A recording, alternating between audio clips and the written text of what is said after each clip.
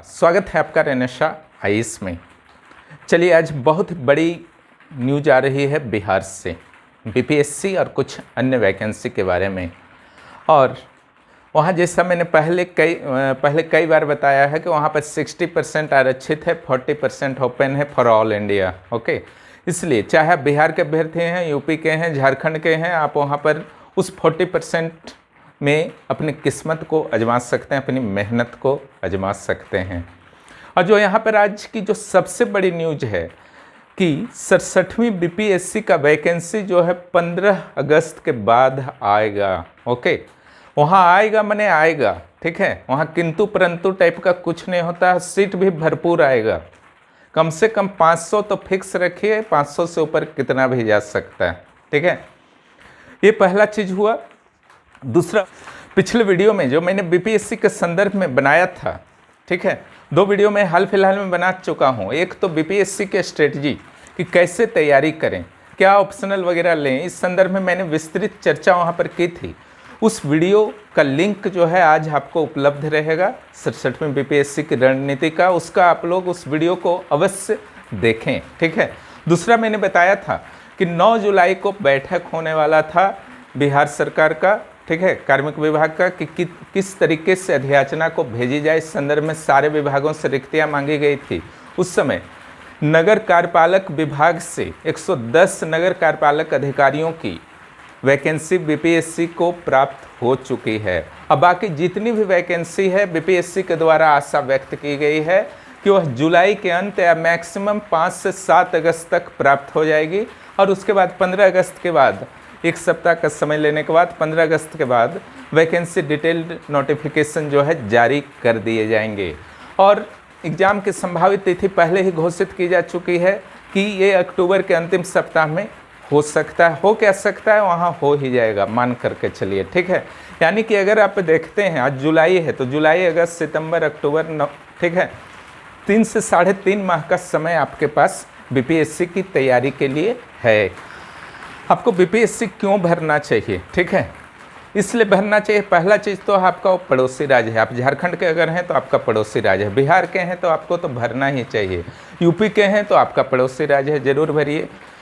दूसरा जो है, इसका जो सिलेबस भले ही आईएएस यूपीएससी के अनुसार नहीं किया गया है, लेकिन लगभग उसका जो क्वेश्चन का स्टैंडर्ड होता है लगभग यूपीएससी के आसपास ही होता है। आज या कल पूरी तरह से सिलेबस में जो नाम मात्र का बचा हुआ है कि सिलेबस उस टाइप का होना चाहिए, वो भी कर देगा।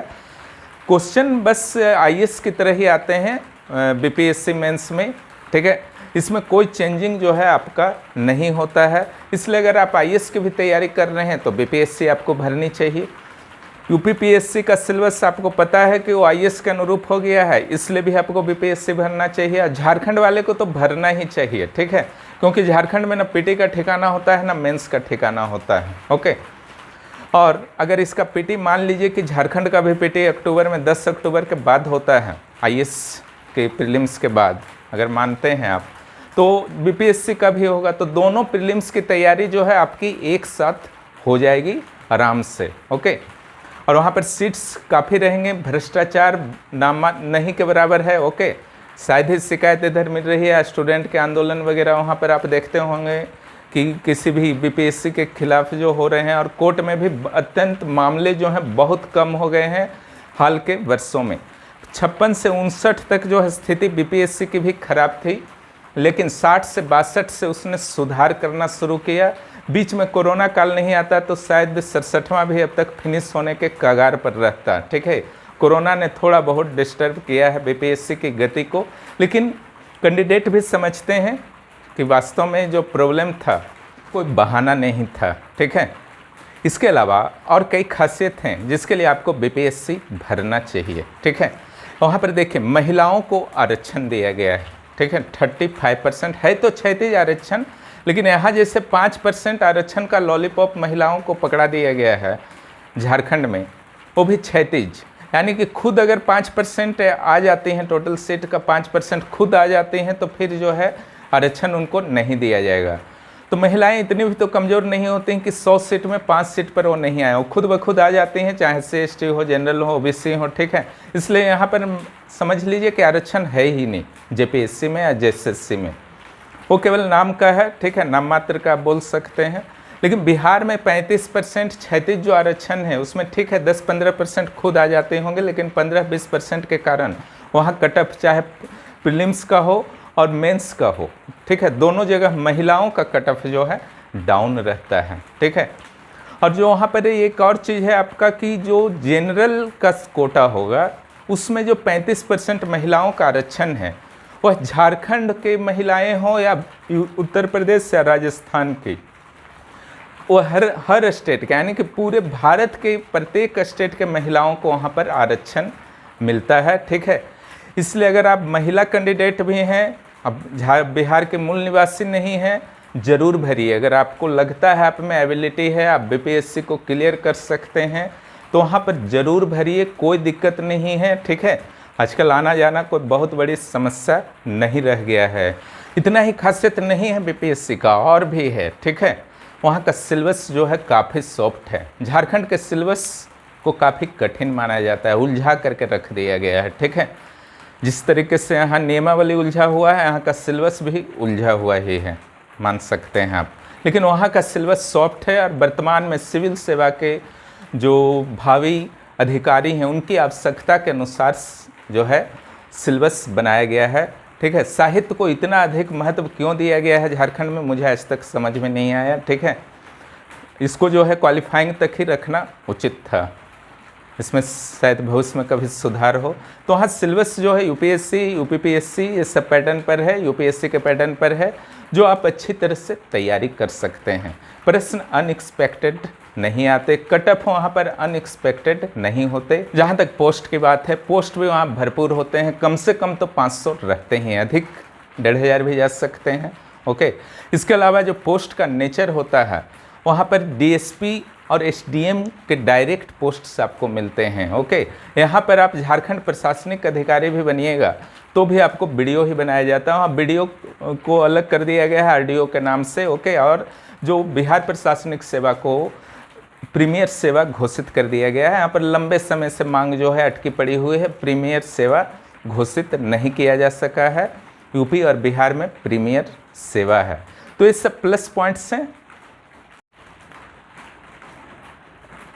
लेकिन सीट्स अधिक है इसका अर्थ नहीं है कि बीपीएससी क्लियर करना बहुत आसान है, ठीक है।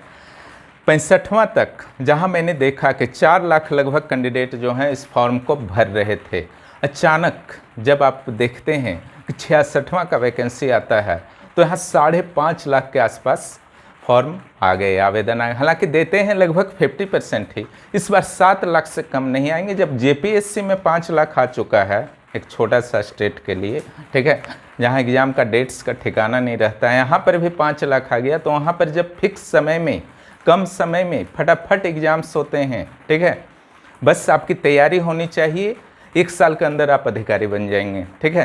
तो वहाँ पर निश्चित रूप से हर अच्छे कैंडिडेट भरते हैं, चाहे पूरे हिंदी पट्टी के लेकर के जो है इंग्लिश सेक्शन वाले भी भरते हैं, अगर उनकी हिंदी जानकारी हो, साउथ इंडिया से भी भर देंगे, ओके, अगर केवल हिंदी उनकी जानकारी होनी चाहिए।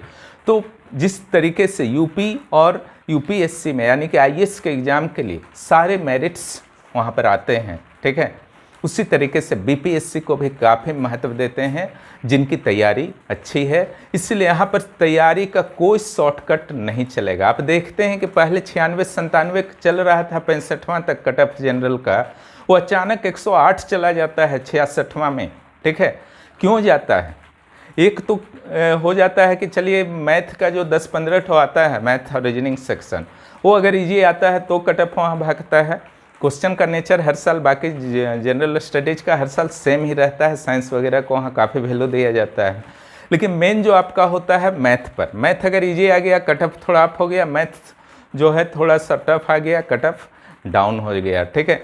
दूसरा जो सबसे बड़ा कारण है कि कैंडिडेट्स काफ़ी मेहनत करने लगे हैं। 15-20 हज़ार कैंडिडेट जो होते हैं प्रीलिम्स के लिए काफ़ी ही सूटेबल होते हैं, उनके बीच आपका मुकाबला है, ओके। 5 लाख भरें या 10 लाख या 20 लाख, उससे कोई फर्क नहीं पड़ता है। मुकाबला 20 हज़ार के आसपास कैंडिडेट में ही प्रीलिम्स में होता है और मेंस में 4-5 हज़ार कैंडिडेट में मुकाबला होता है। ये सिंपल सा है, चाहे आपका आईएएस एग्ज़ाम हो या पीसीएस का एग्ज़ाम हो, ये मुकाबला का जो संख्या है यही होता है, भले ही टोटल संख्या कितनी भी क्यों ना हो एप्लीकेंट्स की, ठीक है, उससे कोई फर्क नहीं पड़ता। इसलिए सिंपल सा बात है, आजकल सिविल सेवा की तैयारी का कोई शॉर्टकट नहीं है, ठीक है। पहले आपको लगता भी होगा, आज से 20 साल पहले वाले प्रश्नों को देखिए, चाहे आईएएस का भी देख लीजिए से लेकर के बीपीए, बहुत ईजी लगेगा आज आप देखिएगा तो, ठीक है, क्योंकि उस सब मटेरियल्स की कमी थी कैंडिडेट के पास, उसी के अनुसार क्वेश्चन को सेट करते थे क्वेश्चन सेटर, ओके। लेकिन आज ऑनलाइन मटेरियल्स, यूट्यूब पर क्लासेस भरे पड़े हुए हैं, गाइडेंस आप कहीं से भी तुरंत ले सकते हैं। यह जानकारी सिर्फ आपको नहीं है, ठीक है, जो क्वेश्चन सेट करते हैं उनको भी है, इसलिए क्वेश्चन का लेवल उन्होंने हाई कर दिया है, ठीक है। पिछले 10-15 वर्षों में आप आईएएस से लेकर के पीसीएस के क्वेश्चंस को देख सकते हैं, जो गाइड से पढ़ के जाते हैं बाउंड्री लाइन से नीचे रह जाते हैं, 2-4-5 प्रश्न पीछे रह जाते हैं। इसलिए जैसे मैं पढ़ा रहा हूँ वैसे ही पढ़ना है, कोई शॉर्टकट नहीं है, ठीक है। और दूसरा चीज़ जो मैं बार बार कहता हूँ, जो भी सिलेबस में होता है प्रीलिम्स के सिलेबस में, ठीक है, 67th के स्ट्रेटजी को जिसने नहीं देखा है वो ज़रूर देख लेंगे। किसी भी पार्ट को नहीं छोड़ना है, भले वहाँ से 2 प्रश्न आ रहे हैं, ठीक है। एग्रीकल्चर टेक्नोलॉजी है, चलिए वहाँ से 3 प्रश्न आएंगे, तो आप क्यों छोड़ेंगे? नहीं छोड़ना है, पढ़ के तो जाइए, बाकी भगवान पे छोड़ दीजिए, आपका भिड़ता है कि नहीं पढ़ा हुआ, ठीक है। लेकिन तरीका से और बुद्धि से पढ़ेंगे तो निश्चित रूप से 3 में 2 तो पक्का आ जाएगा। फिर रिजल्ट आपका नहीं रुकेगा तो आपको लाभ होंगे। कैसे लाभ होंगे? देखिए, जब आप अच्छा स्कोर करके आते हैं, और एक जो सोशल मीडिया का ज़माना आजकल है, ठीक है, बहुत सारे एक्सपर्ट लोग बता देते हैं कि कट ऑफ इतने के आसपास रहेगा, आपको खुद भी अंदाज लगता है। अब मान लीजिए कि 108 गया, इस बार भी 110 के अंदर रहेगा, ठीक है, ठीक है। कोई बोलेगा कि 95 जाएगा, कोई बोल रहा है कि 99 जाएगा, तब आप थोड़ा डाउट कीजिएगा। लेकिन अगर कोई बोलेगा नहीं 110 के अंदर रहेगा, तो आपका पक्का है, हाँ, ये सबको सर्वसहमति से सभी लोग बोलेंगे नहीं ये तो ठीक है।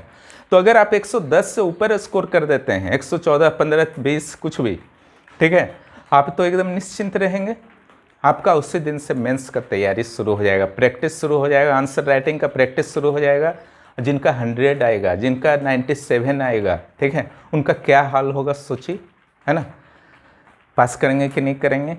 10 जगह हो देखेंगे यूट्यूब चैनल में, 10 चैनल पर समीक्षा देखेंगे, 10 जगह सोचेंगे कि क्या कटअप हो सकता है। दोस्तों से चर्चा में व्यस्त रहेंगे, उसी टाइप का दोस्त से जो बाउंड्री लाइन वाले रहेंगे, उनका तो मेंस से भी समाप्त ही हो गया, है ना। हालांकि कुछ बुद्धिमान लोग होते हैं, वो स्वीकार कर लेते हैं कि चलो जो होना है होगा, मेंस का तैयारी करते हैं, अगला बार जो होगा देखा जाएगा, फिर अगला बार अच्छा स्कोर कर लेंगे, ठीक है।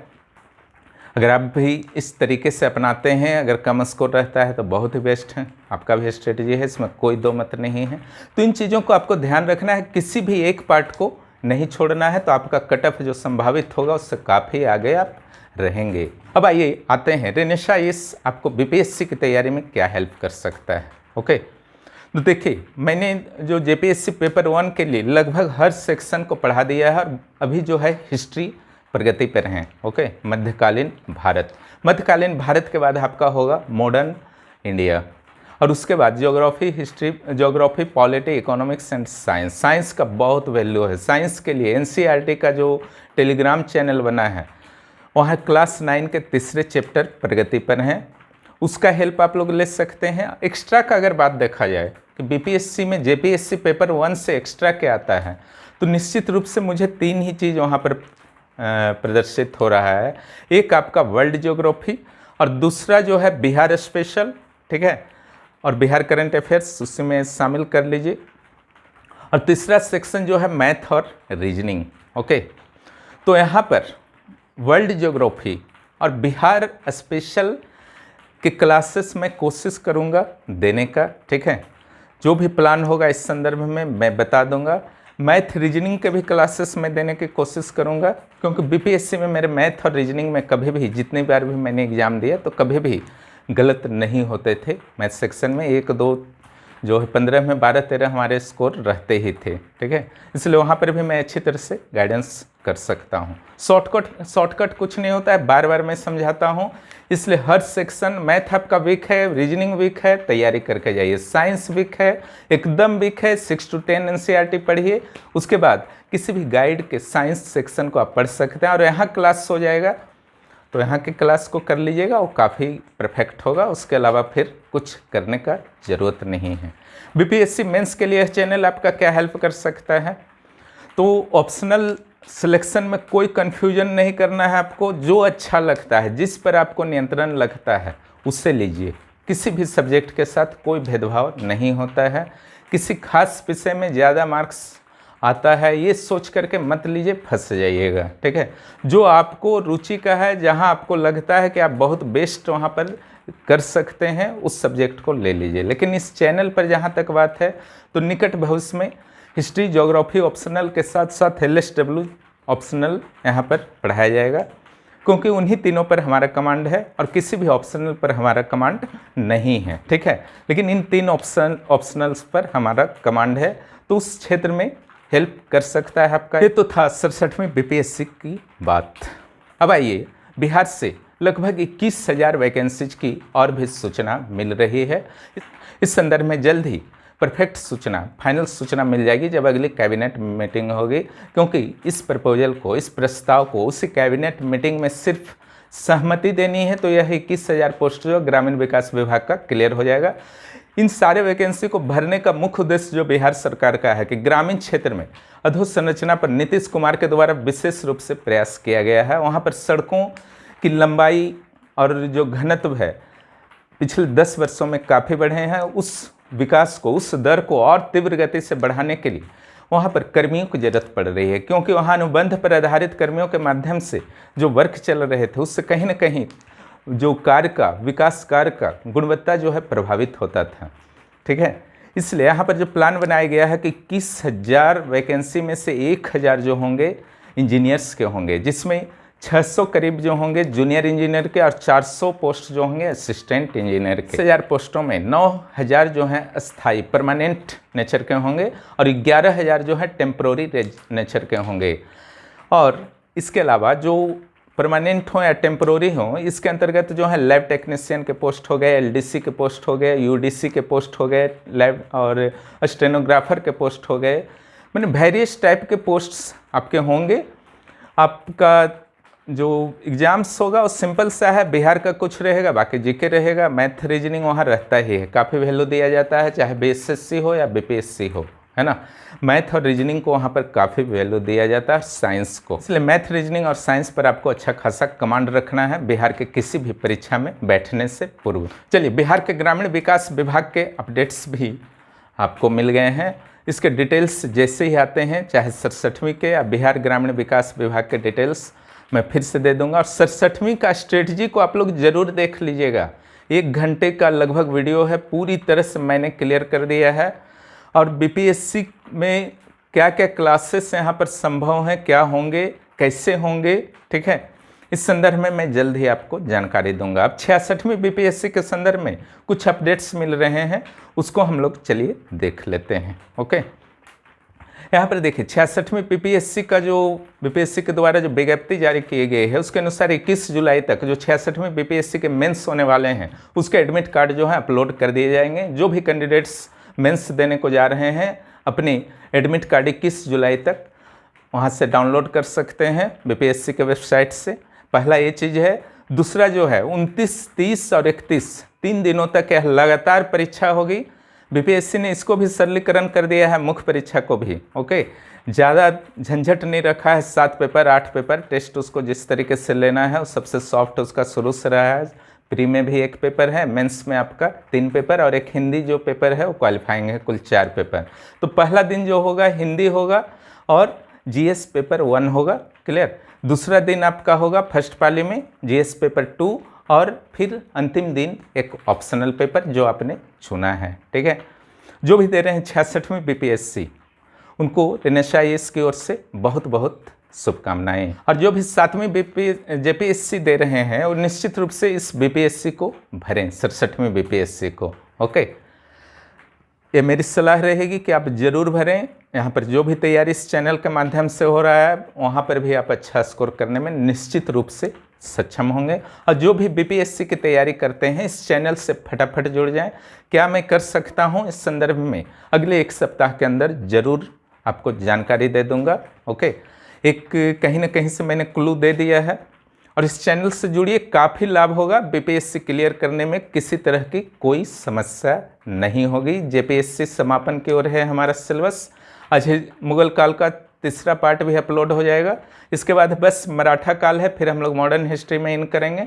और बीपीएससी के लिए मैं अलग से एक प्लेलिस्ट बना दूंगा जहां पर बीपीएससी प्रीलिम्स से संबंधित मटेरियल आपको मिल जाएंगे। जिस तरीके से जेपीएससी के लिए मैंने जेपीएससी पेपर 1 पेपर 2 के लिए अलग प्लेलिस्ट बना दिया है और उसका कोई भी स्टडी कर लेता है पेपर 1 और पेपर 2 के लिए, तो निश्चित रूप से वह दोनों पेपर्स में 80+ स्कोर्स कर सकता है। शर्त यही है कि करंट अफेयर्स के लिए मैंने जो स्ट्रेटजी बनाई है, चाहे झारखंड करंट अफेयर्स हो या नेशनल इंटरनेशनल करंट अफेयर्स हो, आप उसको फॉलो करते हैं। क्योंकि वहाँ 15 क्वेश्चन नेशनल इंटरनेशनल से और झारखंड करंट अफेयर्स से 7, 22, ये तो कहने का 22 से मान के चलिए 25+ रहेंगे ये दोनों सेक्शन जो जिसकी बात मैं कर रहा था। ओके, यानी कि यहाँ से 50 मार्क्स जो है आपका निर्धारित होगा। यही बात आप लोगों से करनी थी। और जो भी इस चैनल पर नए हैं चैनल को जरूर सब्सक्राइब कीजिए। जो सब्सक्राइब कर चुके हैं वो लाभ उठा रहे हैं, आप भी वेट मत कीजिए, है ना। जितना वेट कीजिएगा उतना आपको नुकसान होगा। फटाफट सब्सक्राइब कीजिए और चैनल के मेंबरशिप को भी ज्वाइन कीजिए। ओके, जो पहले ज्वाइन करेंगे उनके लिए मैं कुछ विशेष सुविधाएं देने का सोच रहा हूं, जिसे यूट्यूब की भाषा में पर्क्स कहा जाता है। इसके बारे में भी मैं जल्द ही घोषणा करूंगा। आप लोग अच्छी तरह से स्टडी कीजिए, चाहे बीपीएससी के कैंडिडेट हों या जेपीएससी के। ठीक है, आप अगर बिहार के हैं तो भी जेपीएससी दीजिए, कोई समस्या नहीं है। आप झारखंड के हैं तो भी बीपीएससी तो ज़रूर भरिए। ठीक है, वो आपके सपनों को फटाफट पूरा करेगा। आप में एबिलिटी है तो जाइए, भरिए और अधिकारी फटाफट बन जाइए। फिर मिलते हैं अगले क्लास में। वीडियो देखने के लिए बहुत बहुत धन्यवाद।